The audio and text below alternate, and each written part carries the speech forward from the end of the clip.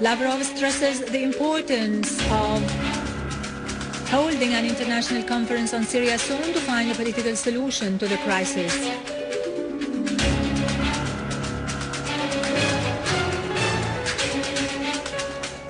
Iran says Saudi Arabia is a partner in the crimes committed by the armed terrorist groups in Syria as Germany warns against sending more weapons.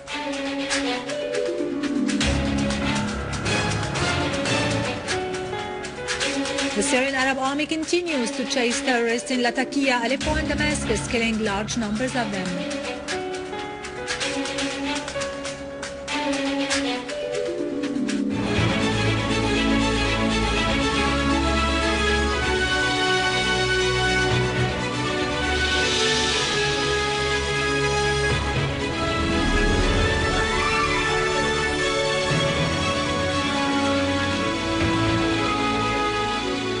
Good afternoon, ladies and gentlemen. This is Irado Krikorian with the news in English. Russian Foreign Minister Sergei Lavrov has affirmed the need to speed up the convention of the International Conference on Syria in Geneva. In a telephone call, Lavrov briefed his Turkish counterpart Ahmed Davutoğlu on the results of the talks during the tripartite meeting that combined the representatives of Russia, the USA and the UN held in Geneva on the 25th of this month in preparation for the International Conference on Syria. Lavrov underlined the need of calling for the convention of such conference, which would contribute to a political settlement to the crisis in Syria as soon as possible.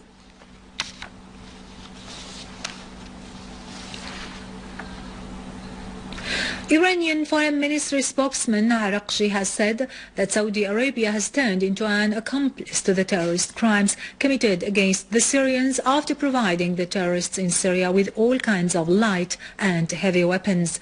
In reply to the statements of the Saudi Foreign Minister Saud al-Faisal, in which he alleged the presence of an Iranian intervention in Syria, Araqchi said there were no Iranian troops on Syrian territories and that Faisal's statements were full of discrepancies.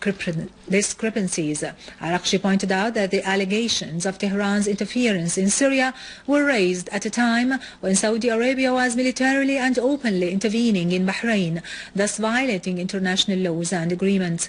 The Iranian Foreign Ministry's spokesman expressed hope that Iran's efforts to solve the crisis would be met with Saudi cooperation in this respect to contribute to a peaceful solution and end the crisis in Syria.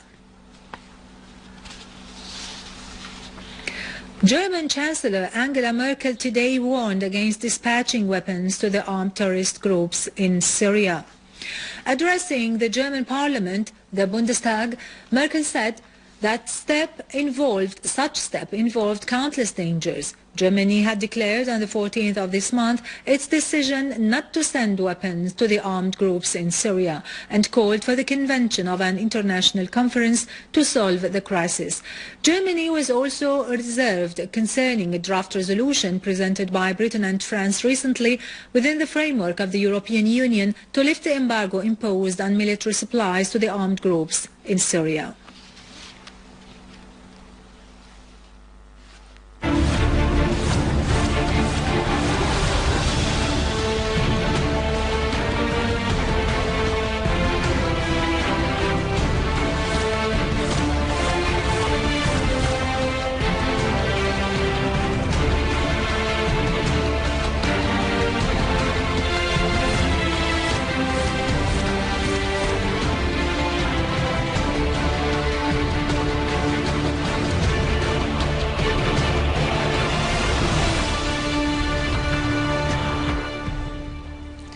During the pursuit of gunmen in Berza neighborhood, our army units found a workshop to manufacture explosive devices and a 30-meter-long tunnel used by the terrorists to hide and store weapons and ammunition. Meanwhile, an army unit destroyed a terrorist gathering in Al-Qabun neighborhood that contained weapons, ammunition and terrorists. In Jobar, the army units chased gunmen along Al-Manashir Square, killing a number of terrorists and injuring others.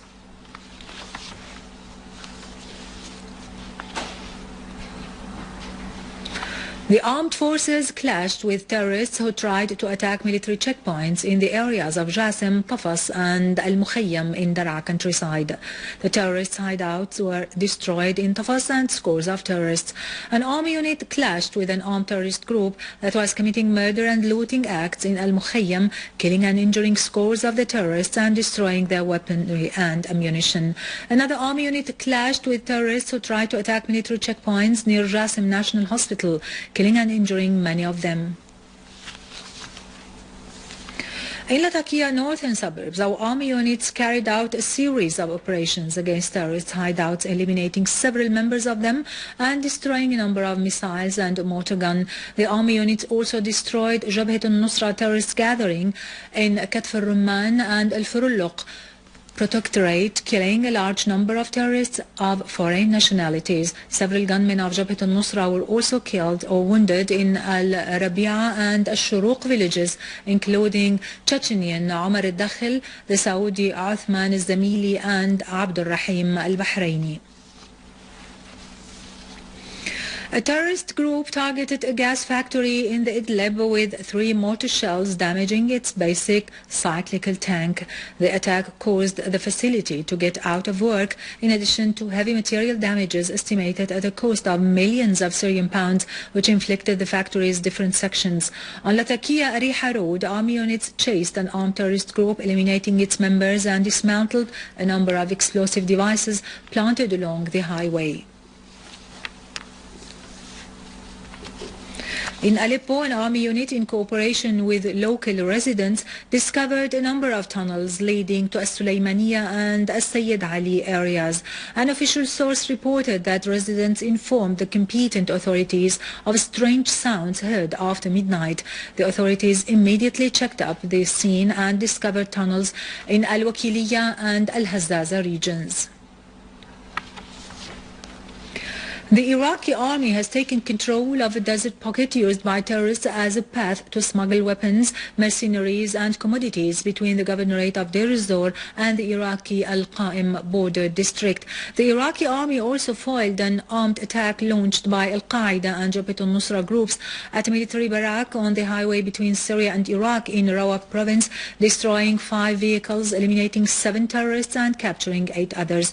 A source at Al Jazeera and Al-Badiya Operations Command has disclosed the dismantling of a terrorist network to recruit unemployed young men from Al-Qaim region to be involved in terrorist acts in Syria and Iraq. Meanwhile, the Central Euphrates Operations Command in the Iraqi army has announced capturing 42 terrorists, seizing large quantities of ammunition and equipment and dismantling 11 explosives in a provocative process in Karbala.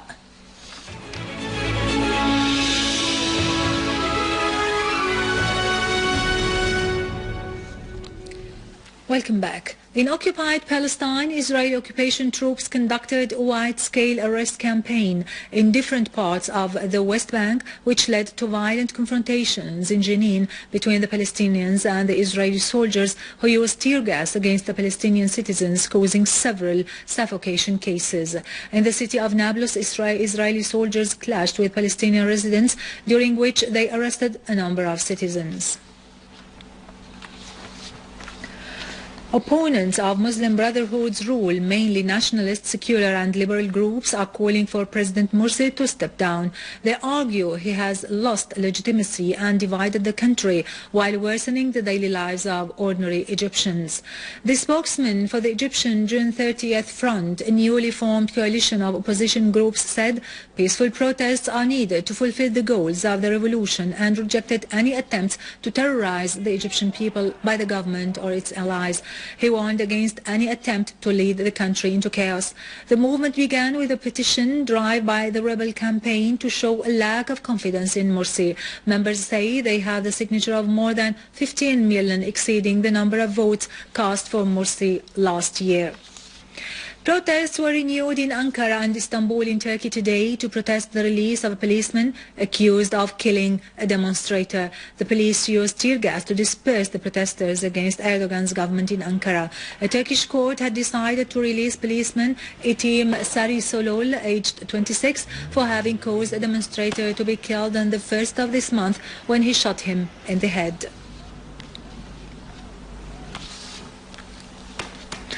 Now to latest business and market news, but after a short break.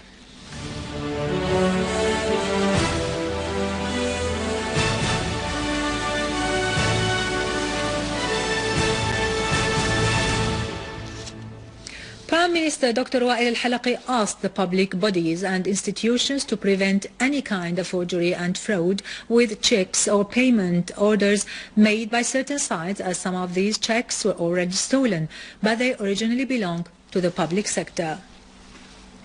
The director of the Agricultural Marketing said that the Directorate is working on issuing a project draft for agricultural marketing, taking into account the climate's multiplicity of many agricultural products which achieve a good quantitative production, especially that the Directorate of Marketing has completed its study of the transactions after the harvest. The manager also indicated that the project aims at improving the agricultural production quality for exporting it regionally and internationally. The chairman of the Jewelers Assembly demanded all the citizens who buy gold to receive a bill signed by the jeweler, which includes the gold piece, its carat, and the weight.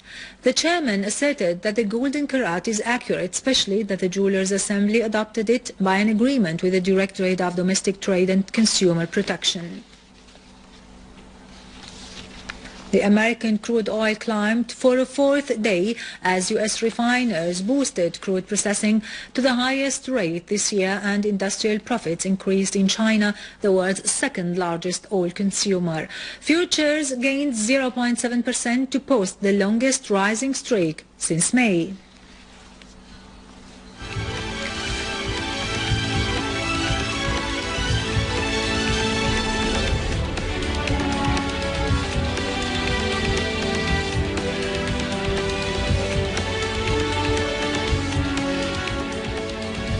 European stocks were little changed following the benchmark stocks Europe's 600 index largest two-day rally in 12 months.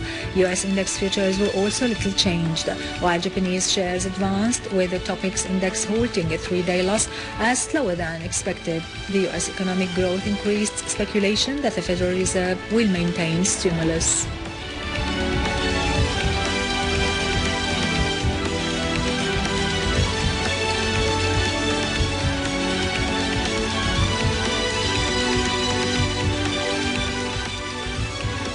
Finally, the US dollar fell against all except two of its 16 major peers before Federal Reserve policymakers are scheduled to speak today as the central bank considers whether the economy is strong enough to pare back its stimulus program.